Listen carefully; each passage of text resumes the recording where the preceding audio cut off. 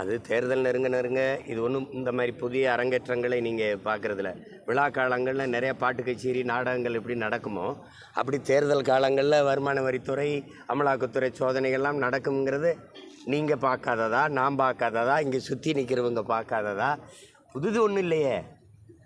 ஆனால் சில முக்கியமான செய்திகள் இப்போ நமக்கு சில குற்றங்களில் இப்போ நீங்கள் பார்த்தீங்கன்னா தம்பி ஆம்ஸ்ட்ராங் கொலையில் இவ்வளோ காலம் ஆயிடுச்சு.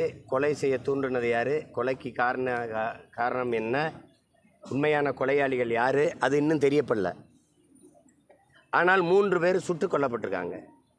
ஏன் இவர்கள் சுட்டுக் கொல்லப்பட்டார்கள், இவர்கள் சுட்டுக் கொல்லப்பட்ட காரணம் என்ன, இந்த குற்றத்தில் முதன்மை குற்றவாளிகளாக இவர்களுக்கு இந்த குற்றத்துக்கு சம்பந்தம் இருக்கா, இல்லை இந்த கொலைக்கு இவர்கள் திட்டம் தீட்டியவர்களா, இல்லை பணம் கொடுத்து உதவியர்களா, எந்த தகவலும் நமக்கு வரல. அதே மாதிரி தான் ஐயா கே.என். நேருவருடைய தம்பி ராமஜெயமருடைய கொலையிலையும் இதே தான். இவ்வளோ காலம் ஒரு தகவலும் வரல.